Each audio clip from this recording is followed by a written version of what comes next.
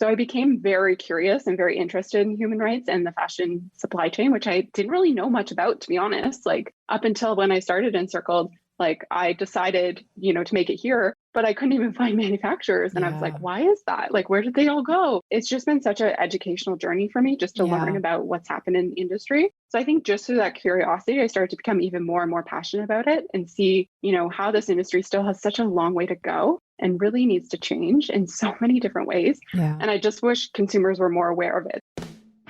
Welcome to Business with Purpose. I'm your host, Molly Stillman of Still Being Molly, and this show is all about bringing you the stories behind the brands, companies, and small businesses that are changing the world. Each week, I interview an entrepreneur, CEO, nonprofit director, community leader, or just an incredible person who is trying to make a positive impact, not only through their personal life, but also with their career. My goal is to show you that no matter what you do for a living, you can make an impact wherever you are. My guest this week is Kristi Soomer. Kristi is the founder and CEO of Encircled, a line of innovative, sustainable, and versatile women's wear based in Toronto and retailed exclusively online. A former management consultant who virtually lived in airports, Kristi started Encircled with the dream of helping women do more with less in their wardrobes. Frustrated with the lack of versatile and stylish travel clothing, she started designing it. With no fashion background and basically a little bit of capital, she launched her online store in 2012. And today, Encircled has a beautiful studio in the Junction Triangle area of Toronto, a team of 12, and makes all of its clothing within 35 kilometers of their studio. They've been featured in publications like Fashion Magazine, Now Magazine, The Globe and Mail, Apartment Therapy. They're a certified B Corporation, and they were the winner of the Startup 50 Fastest Growing Companies in Canada in 2018. I am a huge fan of the Encircled brand. I personally own quite a few of their pieces, and I love them so much. So it was such an honor to be able to have Kristi on the show and hear the story behind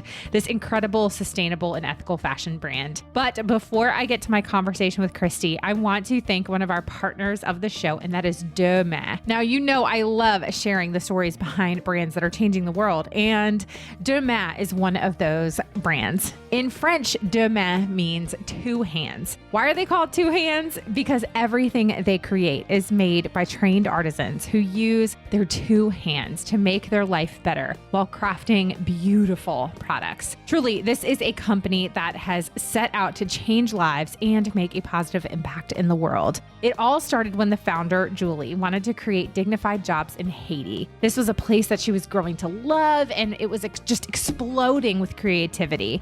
And so she wanted to share their talent with the world. Julie set up an educational program to train people with artisan skills and then went on to build a factory that operates on 100% solar energy. And Deux Mains now employs more than 40 artisans that handcraft premium leather goods, jewelry, and sandals.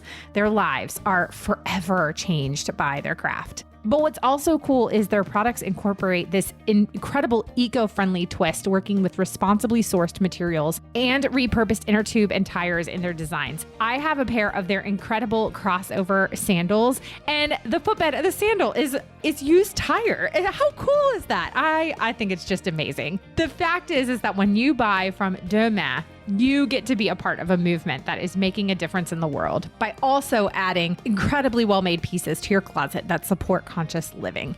You can discover their products online at deuxmains.com. That's deux as in Dukes, D-E-U-X, Mains, M-A-I-N-S.com, D-E-U-X-M-A-I-N-S.com. Now on to my conversation with Kristi Soomer. Kristi, welcome. I'm so excited to have you here. How are you? I'm doing great. Thank you so much for having me on the podcast, Molly. Thank you so much for being here. I am really just so pumped to have you on the show because I am a very big fan of Encircled. Let's just say I love your clothes. And so it's just always fun for me to get to know the person behind a brand that I love so much. And I'm just like I'm putting it out there right at the beginning. I don't even remember what they're called. They're the dressy sweatpants. Mm-hmm. The travel pants. Yeah. What are they called? What's they called again? The dressy sweatpants. The dressy sweatpants. Right. Okay, then I'm right. I was right. Those are my probably most worn item in my closet. I love those so much. I've worn them on planes to and from Kenya. I have worn them with like a nice shirt and denim jacket for like a more dressy occasion. And I feel like I'm wearing pajamas. Like they are the softest, most comfortable pants in the entire world. Anyway, that was the item that actually like got me hooked on Encircled. And I was like, okay, I need to know everything I can about this brand.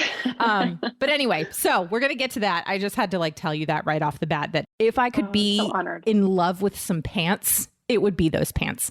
They actually, I featured them on a gift guide episode like a couple years ago. I want to say you've had them a while. I want to say like maybe the gift guide in November of 2019, possibly. Oh, wow. Okay. Yeah, I'll have to go back. So the listeners may be like, I think I remember you talking about these pants because I've loved them that long.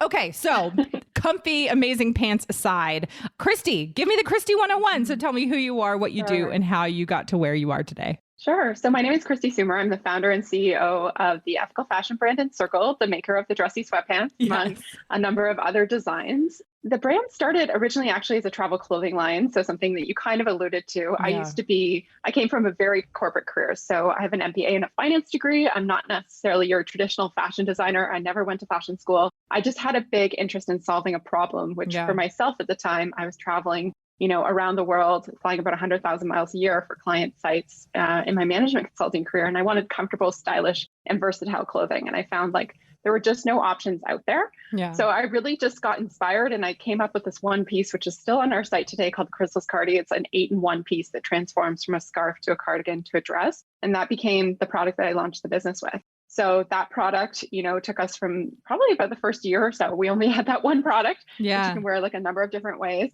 But it's really been quite a journey because I started that business originally just to test my product idea. But I also knew that, if it decided to have legs and people were really interested in it, I wanted it to be a business that was aligned with my values. That was really important to me because I was coming from such a corporate career where I felt, like I'd hit like a level of success in my business career, but I wasn't happy because I wasn't aligned with my values in the world, which I'm really passionate about, human rights and environmentalism. So that became like fundamental to Encircled. So everything's sustainable. We use all sustainable materials, fabrics, notions. We make everything locally in Toronto. We're a certified B Corp. So those foundational elements to our business really became the springboard off of which we've grown. Yeah. Okay. So I am always really interested in just naturally in kind of the seed of the idea. And so you had obviously you were interested in solving a problem. You started Encircled with just this one product. I have to go back to the beginning. Like, how did you even come up with this one product? Like, was this something that you had just done yourself? Like, I think about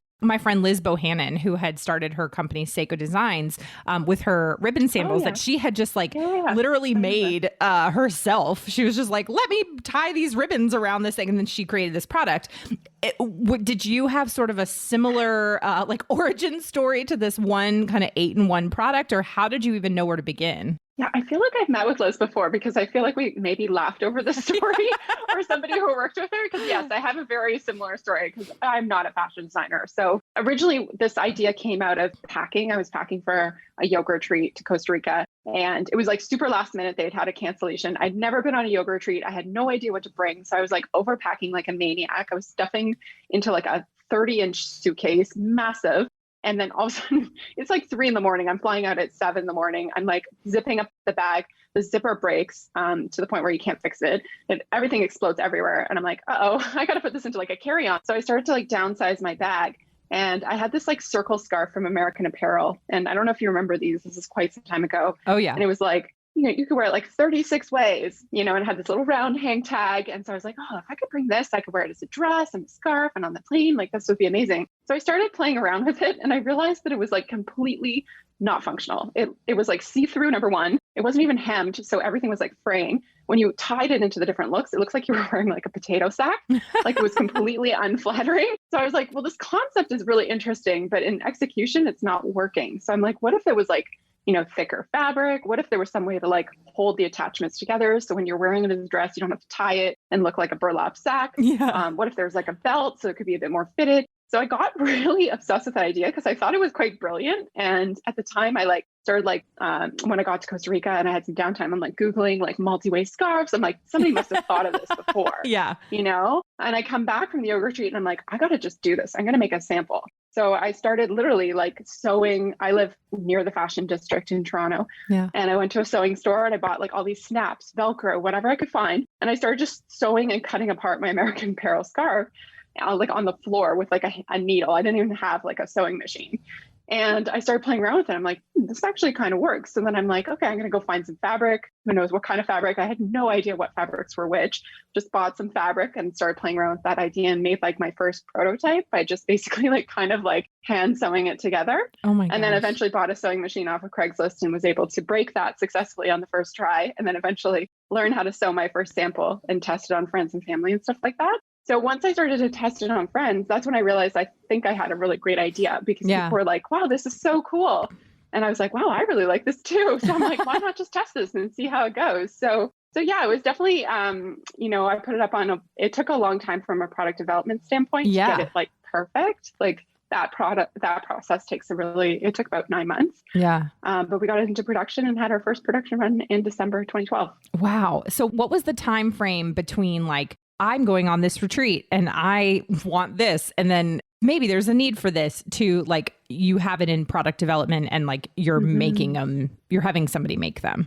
Yeah. So I think I started probably the process of sampling in April when I got back from the yoga retreat. And then they would have gone into production probably around the design was probably finished around October. And then it took about a month for production, a month and a bit. Yeah. So it's a while. Yeah. And it's a pretty basic pattern, when it comes to you're making a hoodie or a blazer or something like that. You have you could have 35 pattern pieces. Oh, yeah. This was one pattern piece, Yeah. So it was a very basic design. But it was the really secret part was just the strategic. We ended up using snaps and they were placed really strategically along the hemlines. You don't see them. Yeah. And so when you snap them together, you can wear them as a dress and it looks like a one shoulder gown when in fact it's also a circle scarf. So it really became the first product, which we became very well known for. And it's still actually a bestseller today. Yeah. Well, I mean, I think I love so much when people like yourself, you see this problem, it's really just kind of born out of, well, this is a need that I have. So if I have this need, then probably other people do. And then your just commitment to test and test and test and test and test. And you didn't give up on the idea. When you began to think okay, this is something that I think could really go to market. At what point did you start to be okay, maybe this is actually an entire brand and business in and of itself? Was that before that product went to market, or was it after and it started to be successful that you were oh, I think I have something here. I think this is a company. I think this is a brand. Mm-hmm. That's such a good question. I would say it started with the product versus today you would see a lot more companies start with the brand. Right. And really pitch on the ethos. I had the rough ethos of the brand. I knew where I wanted to make it, what from, and what values were important to the brand, but I hadn't really begun with the brand in mind and then developed the products. I developed the products kind of in my own head of cool things I wanted to do. And then I was developing a brand that wrapped around it. I came up with the idea of Encircled literally almost the night that I started playing around with the circle scarf, just because it was a circle scarf. So I was what could be encircled circle? Oh, I like that. Yeah. That looks good. You start Googling stuff, you're trademarks, all that kind of stuff. And it just really suited us well because I had this concept that I wanted to create clothing that really was a triple win. So it was a win for customers. You get a high quality, versatile garment.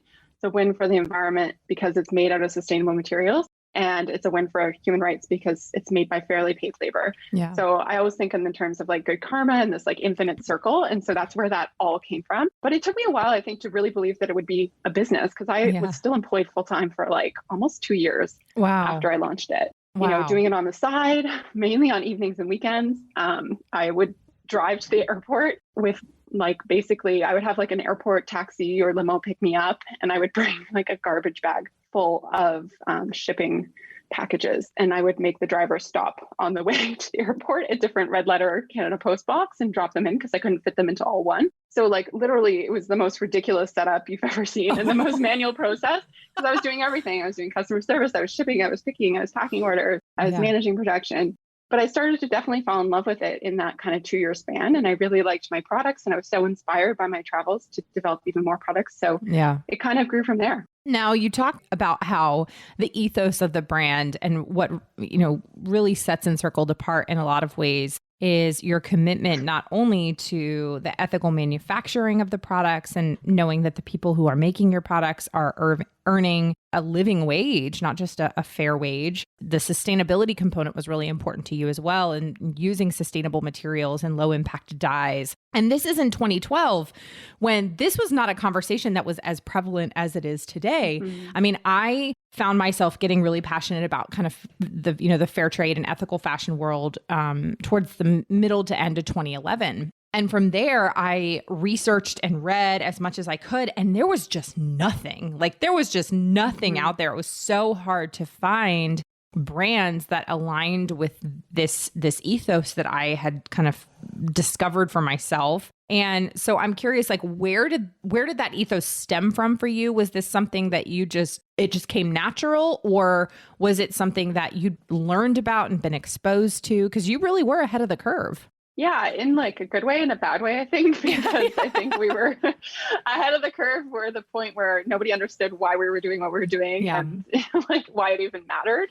And I still, to this day, education is still a huge thing for us as a brand that we have to take an active role in, because again, there's so much greenwashing, but there's also so much misinformation out there. So for me, I guess it all started with my own personal values. So when I was working in management consulting, I did a lot of retail consulting. I used to work in consumer packaged goods and manufacturing products and deodorants and stuff like that. And through that process, I learned a lot about claims and what people say and what actually is true, and how brands are able to manipulate things by, subtle word changes and whatnot. Right. And some of that, it didn't sit well with me, to be honest, because I'm so authenticity and integrity are really important to me. And so even if it's saying new concentrated formula, and that's actually factually true, but it's actually, they just took the water out of the product. It's not actually more necessarily efficacious. It just doesn't really jive with me. So I think as I got older, when I was younger in my career, I was just really excited to be a part of something. And I wasn't really questioning what was going on. As I turned 30, I was much probably like you with your journey in ethical fashion, I started to question what is in my clothes? What is in my beauty products? What is in my food? A lot of those other areas of things you're purchasing, you start to wonder, why am I buying organic? What does that mean? And what is the equivalent to beauty or food for that? So I think I just became a lot more curious around that. And then when I started to see what was happening in the fashion industry at the time, the Rana Plaza factory collapse happened in 2013. So that was a few years, I guess a year after I started my brand approximately. And at the time I was working in management consulting. And I remember the vibe around the retail industry was not necessarily apologetic about it. Outwardly they were, but they were people were ooh, I didn't realize you could get manufacturing so cheap in Bangladesh. That was the viewpoint that was coming through in the communities that I was a part of. And I was people were critically injured. This is not the time to think about profits over people. Right. It was just so, it sits with me still to this day. And I was I don't want to be a part of that. I don't want to, because me helping these brands in that space to do their work and move their manufacturing, optimize their processes, I'm complicit in this. And that's not the type of values that I stand for and I want to be known for. So I became very curious and very interested in human rights and the fashion supply chain, which I didn't really know much about, to be honest. Up until when I started Encircled, I decided, to make it here, but I couldn't even find manufacturers. And I was why is that? Where did they all go? It's just been such an educational journey for me just to learn about what's happened in the industry. So I think just through that curiosity, I started to become even more and more passionate about it and see, how this industry still has such a long way to go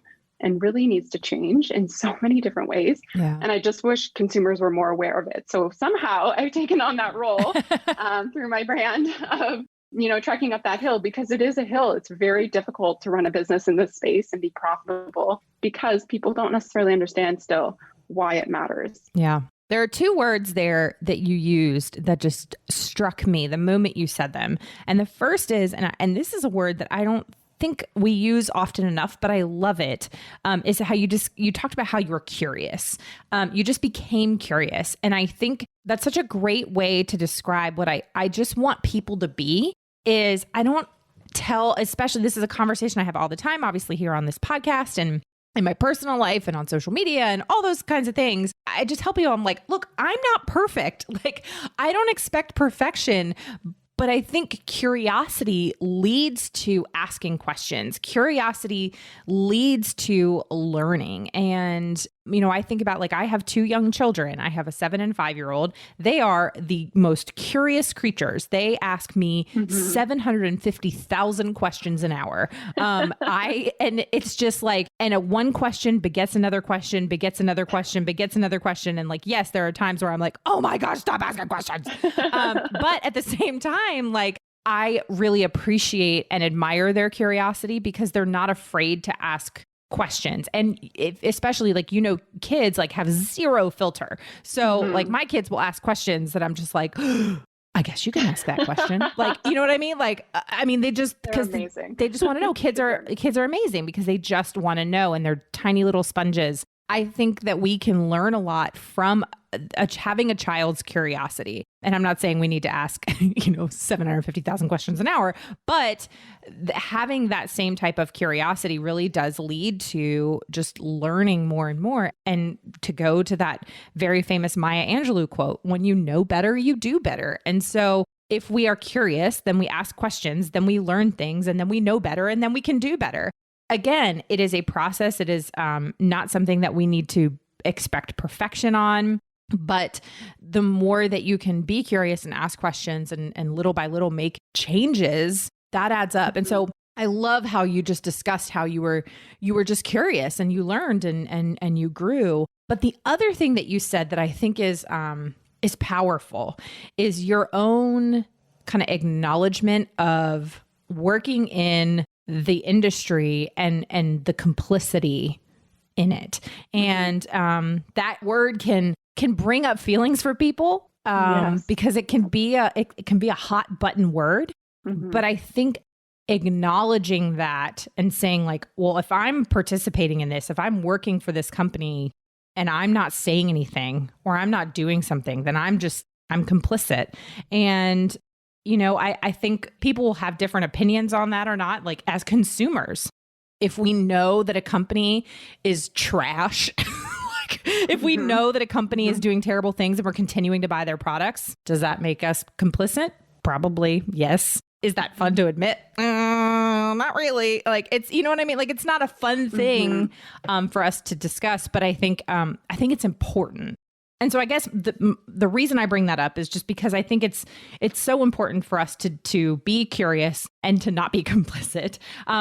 As you were taking these steps and starting this company and taking it full time, how did you begin to wrestle with those things internally and think about, okay, what are the steps that you're going to take even in your own life, like your business notwithstanding? Does that make sense? Yeah. Firstly, I'll say I'm not perfect either. This industry, fashion industry in general is still it's still very difficult to shop. Right. Perfect. It's impossible. It's impossible. Because it's impossible. There's no perfect fabric. There's no perfect supply chain out there. There are better brands, there are better fabrics, there are better options. But there's still a lack of availability of things, specifically like in alternative leathers. There's just not a lot of affordability for the options there other than like vegan plastic leather, which isn't good for the environment. So like there's a lot of compromise that's required, I think, right now in the industry, which is okay. But I think what you said is really important, that idea of curiosity and consciousness and just being more mindful about what you're doing. We have a lot of people that come to us and say, the documentary, The True Cost, really changed their life. Yeah. And that's a great documentary. It has a good way of like introing what's going on in the fashion industry without making people feel bad. Right. Because we don't want people to feel bad on a daily basis about what they're reaching for in their closet, because that's just the reality. Like I have a top in my closet or a sweater from Forever 21 from 12 years ago. Yeah. I still have it. I'm not going to throw it out because like I don't support fast fashion. At one point I did, and I disclosed that I did. I had like basically a shopping addiction before I really was able to open my eyes about what goes into it. Same. Yeah. So we're not perfect beings. You just try and be better in what you said, like making those incremental small steps. So I think that's the challenge for me, is because people, to a certain extent, they expect you to be perfect because you're like the founder of this sustainable brand. So I've gotten a lot of flack specifically on social media. you know, for the cars I drive and stuff like that, they'll be like, why aren't you driving a Tesla? I'm like, well, because I will make $1 million a year. And also Teslas have their own issues, you know? People like that drive me crazy. Yeah, but it's like, Teslas are very expensive, but also the mining of like the batteries is like a very environmentally and human rights issue as well. Like again, like many things in sustainability, there's a lot of gray area. There's not a lot of black and white. It's not like use this detergent or don't use this. It's like, there's just a lot of choices in between. So it can be very overwhelming and confusing. So I just try to practice what we try and share at Encircled, which is really progress over perfection. So being more mindful. So if I am going to buy a pair of shoes, I'm going to really make sure that I'm super intentional about that choice. Like, what kind of shoes do I need? Like, you know, research a couple of brands, like see what their values are like, and then end up making a purchase. And if I make a purchase, you know, for my runners, then I decide there's not a lot of sustainable running shoes out there, like performance runners, let's say, not like casual. Yeah. So maybe I have to decide between like New Balance, Adidas, and Nike. So which one am I going to decide? I'm going to do the research and I'm going to make the decision, but I'm going to slow that process down because a lot of it's, again, just that awareness, curiosity, and really learning about the industry. So that's really what it's all about, is asking those questions and making sure that you're making conscious choices. And even if you are choosing that fast fashion brand, at least saying like, okay, I'm going to buy that H&M sweater, but I'm going to take really great care of it. And I'm going to hold it in my closet for a really long time. I'm going to make sure it's like a really, you know, a color that can stand the test of time. So I'm not throwing it in the landfill, or find a way to like swap it with a friend later. So it's just about those little choices. There's very many ways to participate in sustainable fashion that don't involve actually like purchasing product. Yes. That's such a, once again, you brought up a couple great points there. But two, and then the thing that I am so, I care so deeply about is like, these conversations are never with any tinge of shame in them. Like, I don't ever want people to feel shamed. And I am super open about, you know, like, oh, I'm not perfect at all. And I do the best I can. But sometimes like I will exhaust every ethical resource possible. And then sometimes I'm like, you know what? I just got to go to Target and get it. Like, it's just, I cannot find it anywhere else. Like, I'm just going to go to Target and it's fine. But it's going to be a product that I'm going to use and use and use and use. And like, I love, you know, the example of the H&M sweater. I mean, because I shop very intentionally for my own closet. And this past winter, I had just searched and searched and searched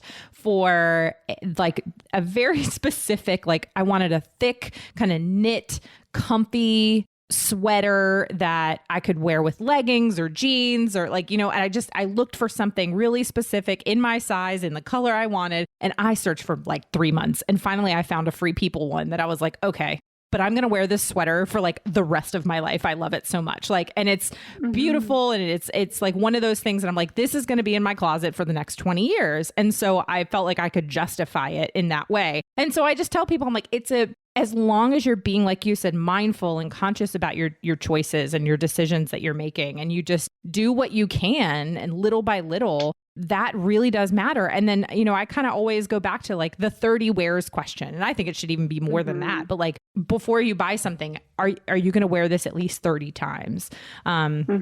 I think I wore my comfy sweatpants or my dressy sweatpants like at least 30 times the first month I had them, I think, which is every day. You know what I mean? So I just thinking about that and the cost per wear and how well something is made. I mean, all those things really go into those decisions.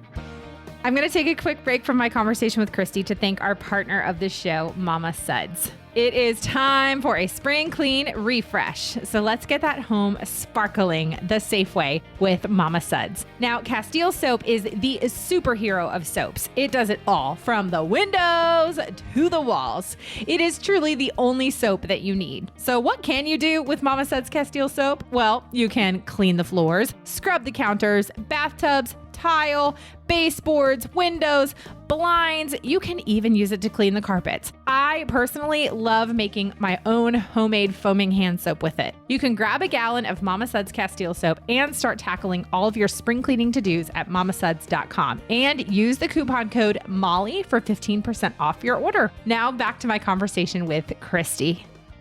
Okay, but so I want to move forward a little bit because obviously, as we know, here we are in 2021 and Encircled has grown a lot. And you guys have been around almost 10 years, which is just amazing and such a huge accomplishment, making it through a global pandemic, still in the midst of a global pandemic. at what point did you leave that corporate world? You began to grow the business and you really, what was the turning point for you in the business? Yeah. So I left my corporate job in, I think it was like end of November 2014. So literally almost like 2 years after our first production run. Yeah. I tried to quit my job that year 3 times and I let the company I was working for talk me back into it. I was not ready.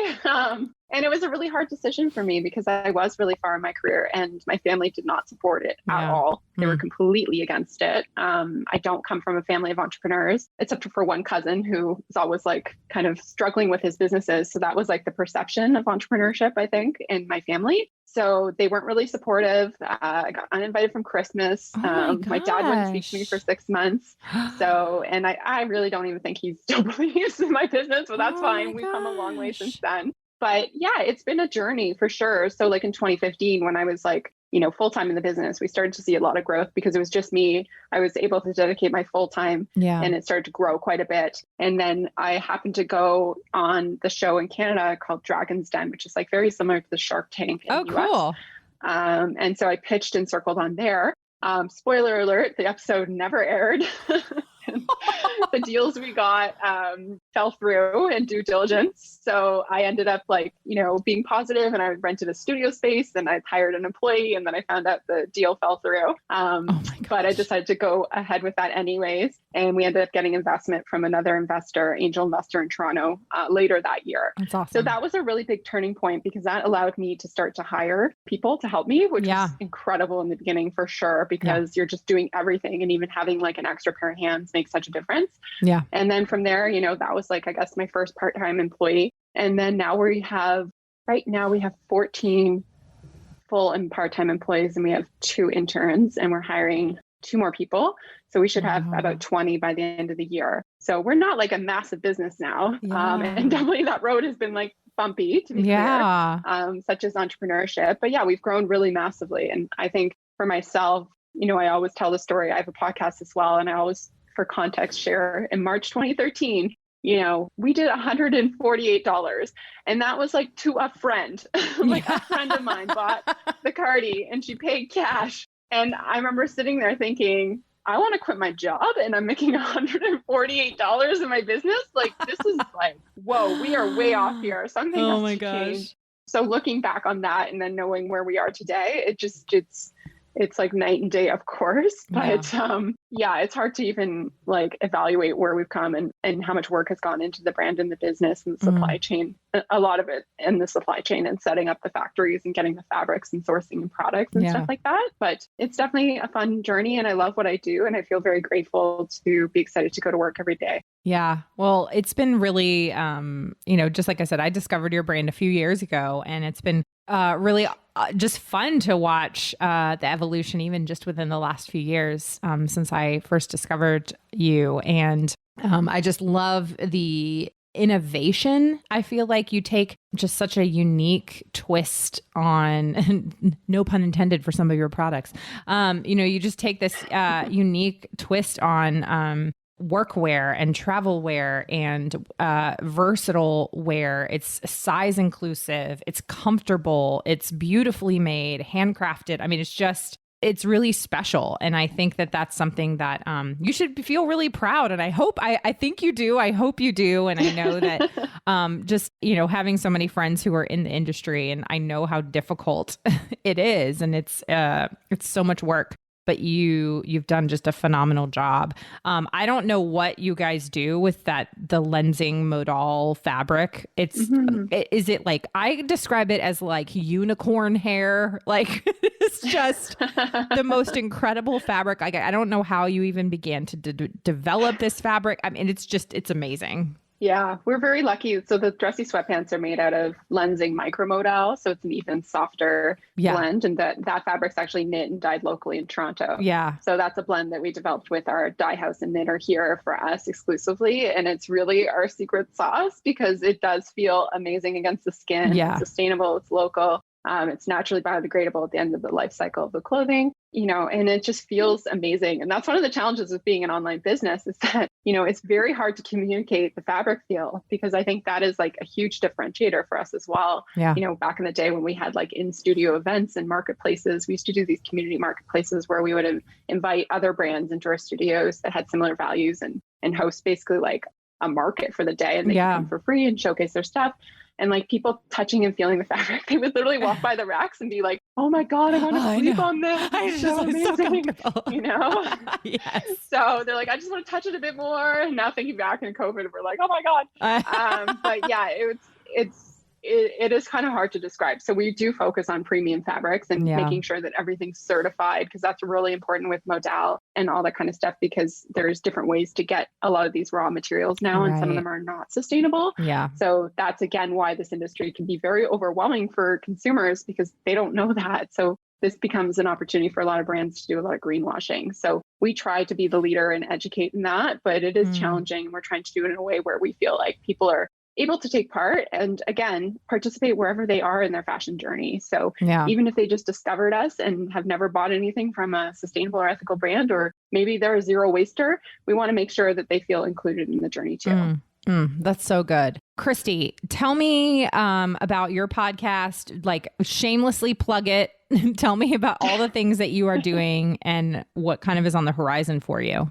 Yeah, so my podcast is called Brave and Boss. One of the things that I learned pretty early on, actually, in my fashion journey was that there was a extremely large lack of resources for product-based businesses, especially ones with purpose-driven missions. So there was a lot of drop shipper. If you want to drop ship curling irons from, China on Alibaba, there's a lot out there about Facebook ads, but there's not a lot teaching the holistic principles of running a business and scaling it in the e-commerce environment, where you do have like a more sustainable supply chain. So I started that podcast just basically out of the need that people were just asking me questions all the time. And I was like, I just don't have time for coffee every 15-minute coffee every day with somebody. So I started just answering those questions on the podcast. And now I've moved into doing interviews in the last 6 months. And we have some continuing education programs, like an email marketing course, a goal setting course, tips and tricks on, how to build your supply chain. And it's really designed to help primarily female founded entrepreneurs level up, because there's a lack of capital that flows into the space of female entrepreneurship.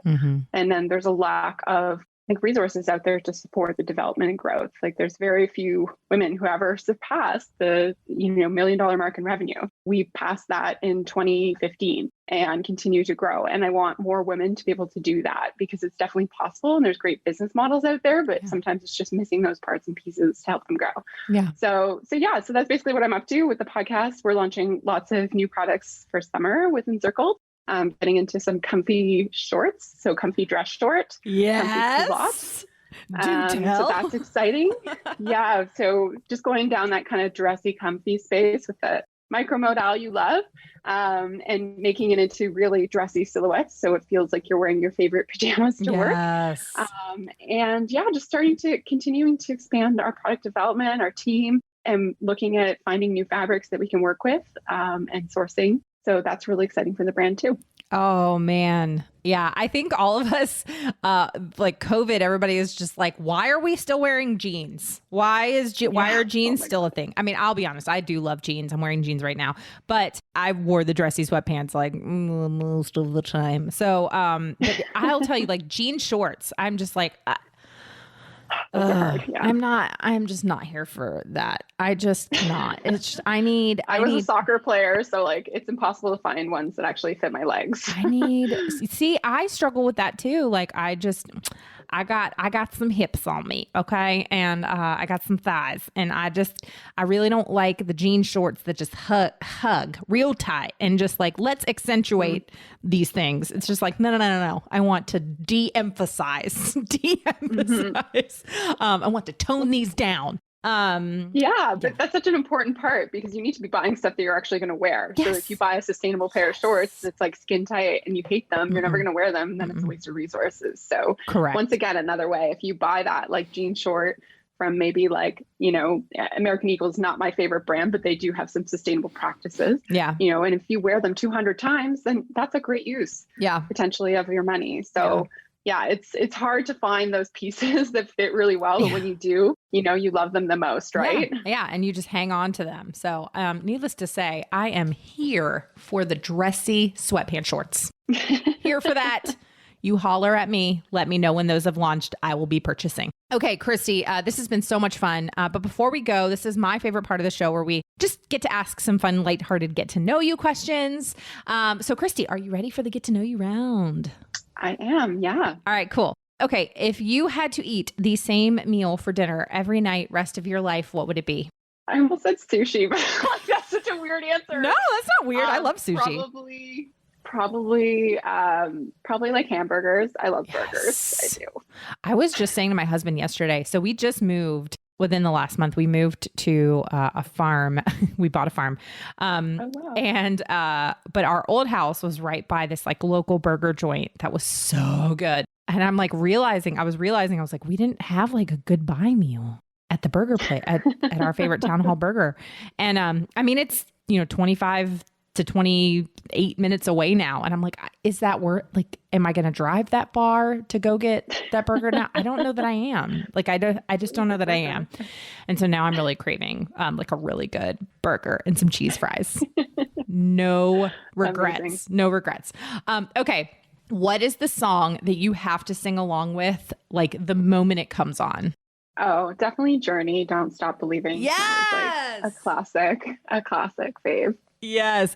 Okay. You have to go after we stop recording, and everybody that is listening, if you've not seen this is from a few years ago, but Jimmy Fallon did a bit on his show with Will Ferrell about Don't Stop Believing. And it was like Jimmy Fallon was like a nightclub singer singing Don't Stop Believing. And then Will Ferrell was or am I thinking of the wrong song? I really think it was Don't Stop Believing, but maybe I'm like everybody listening is gonna be like, Molly, you're wrong.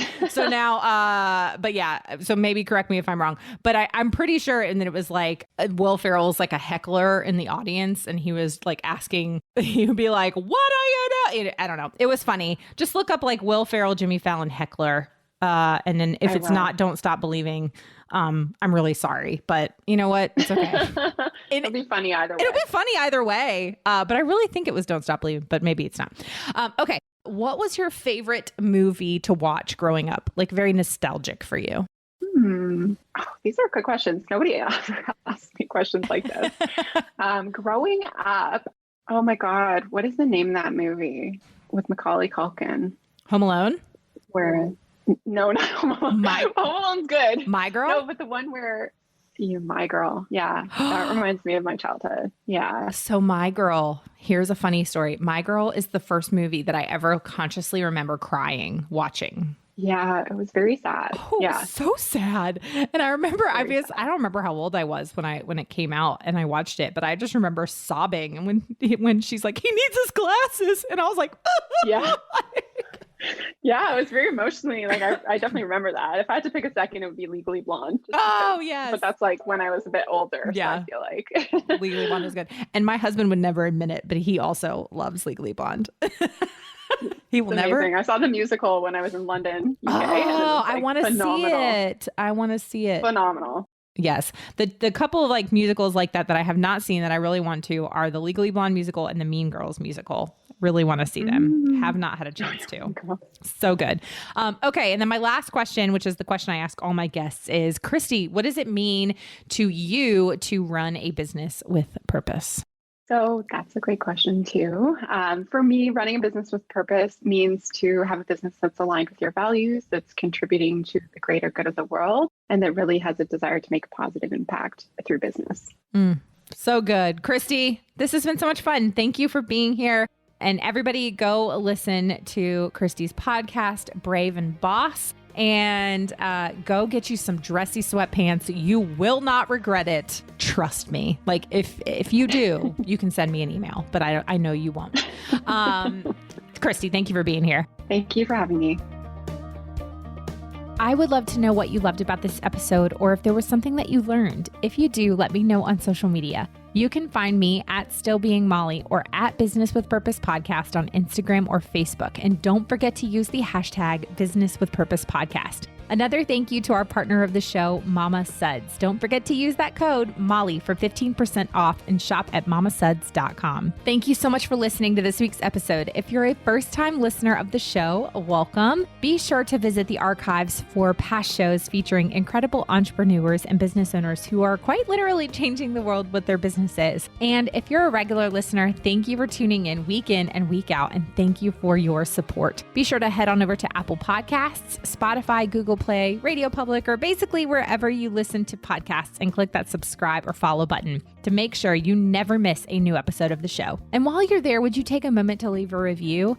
Leaving a review of the show helps me to know what you're liking and how the show is personally impacting you. This show is produced by the incredible team at Third Wheel Media.